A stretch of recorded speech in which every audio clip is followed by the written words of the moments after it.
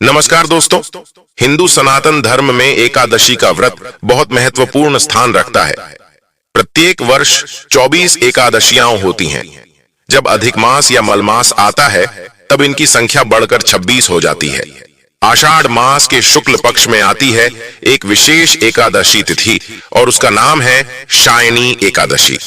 आषाढ़ मास के शुक्ल पक्ष की एकादशी को ही देवशयनी एकादशी कहा जाता है। कहीं कहीं इस तिथि को पद्मनाभा भी कहते हैं। इस एकादशी को सौभाग्य की एकादशी के नाम से भी जाना जाता है।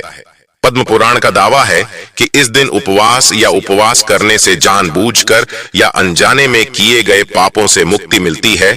और वहीं ब्रह्मवैवर्त पुराण के अनुसार देवशयनी एकादशी का व्रत करने से सभी मनोकामनाएं पूर्ण होती हैं। एकादशी व्रत का मूल उद्देश्य परम भगवान श्री कृष्ण के प्रति प्रेम भक्ति विकसित करना है। स्कंद पुराण में कहा गया है कि शुद्ध भक्तों के संग में रहकर यदि कोई एकादशी व्रत का पालन करता है तो उसे चतुर्वर्ग यानी धर्म, अर्थ, काम और मोक्ष भी तुच्छ प्रतीत होते हैं और परम भगवान श्री कृष्ण के प्रति उसे अहेतु के शुद्ध भक्ति का अनुभव होता है। इसकी पुष्टि हरि भक्ति विलास में भी की गई है। देवशयनी एकादशी की महिमा अनंत है। सूर्य के मिथुन राशि में आने पर ये एकादशी आती है।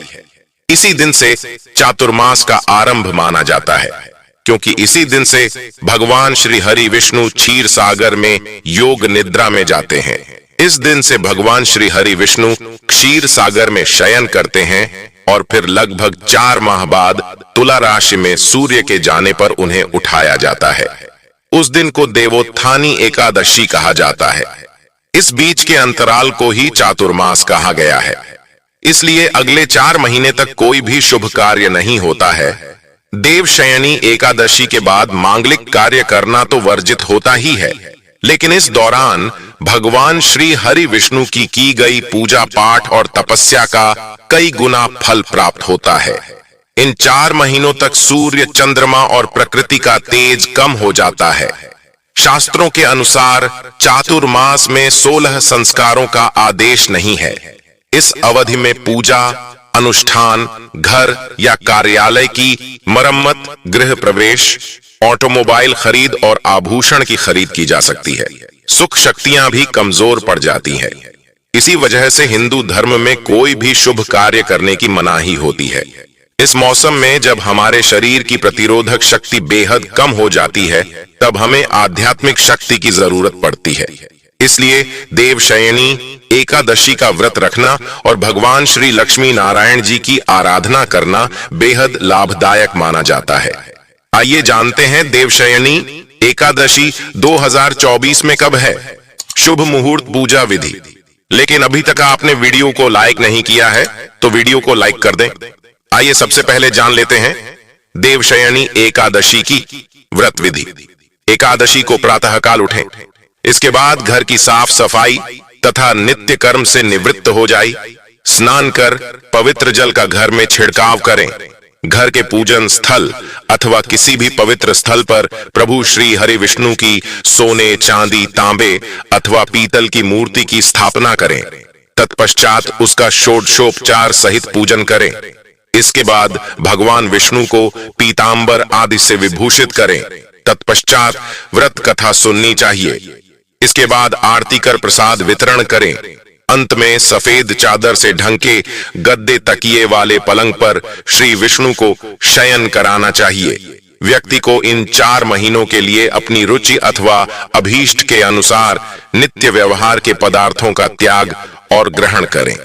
जाने आज के दिन किसका त्याग करें। मधुर स्वर के लिए गुड़ का, दीर्घायु अथवा पुत्र पौत्रादि की प्राप्ति के लिए तेल का, शत्रु नाशादि के लिए कड़वे तेल का, सौभाग्य के लिए मीठे तेल का, स्वर्ग प्राप्ति के लिए पुष्पादि भोगों का। प्रभु शयन के दिनों में सभी प्रकार के मांगलिक कार्य जहां तक हो सके न करें।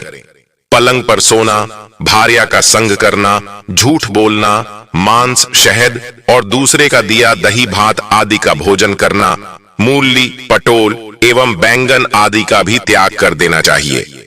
आइए जानते हैं कब है देवशयनी एकादशी। लेकिन अभी तक अपने चैनल को सब्सक्राइब नहीं किया है तो चैनल को सब्सक्राइब करके बेल आइकन का बटन अवश्य दबा दें। साल 2024 में आषाढ़ माह की शुक्ल पक्ष की एकादशी तिथि इस साल 16 जुलाई को शाम 8:33 से शुरू होगी और 17 जुलाई को शाम 9:02 तक रहेगी। ऐसे में उदया तिथि के अनुसार 17 जुलाई को ही देवशयनी एकादशी मनाई जाएगी।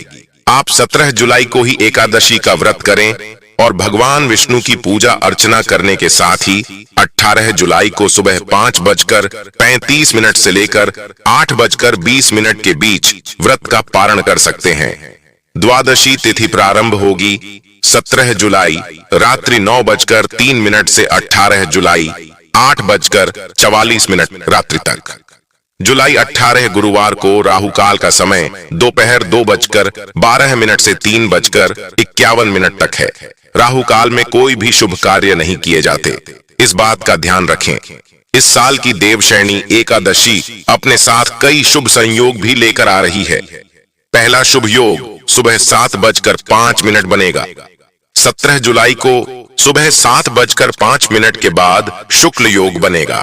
शुक्ल योग अगले दिन यानी 18 जुलाई को सुबह 6:13 पर समाप्त होगा। ज्योतिष शास्त्र के अनुसार देवशयनी एकादशी के दिन सर्वार्थ सिद्ध योग और अमृत सिद्ध योग बनेगा।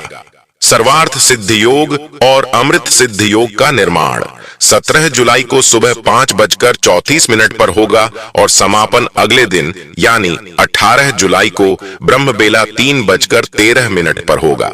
मान्यता है कि जो लोग सच्चे मन से देवशयनी एकादशी के दिन पूजा पाठ करते हैं उनकी सारी इच्छाएं पूरी हो जाती हैं। साथ ही भगवान विष्णु और माता लक्ष्मी का आशीर्वाद भी मिलता है। देवशयनी एकादशी के दिन दान पुण्य करना बेहद शुभ माना गया है। दान पुण्य करने से घर में कभी भी धन दौलत की कमी नहीं होती है। देवशयनी महापर्व की जानकारी आपको पसंद आई होगी।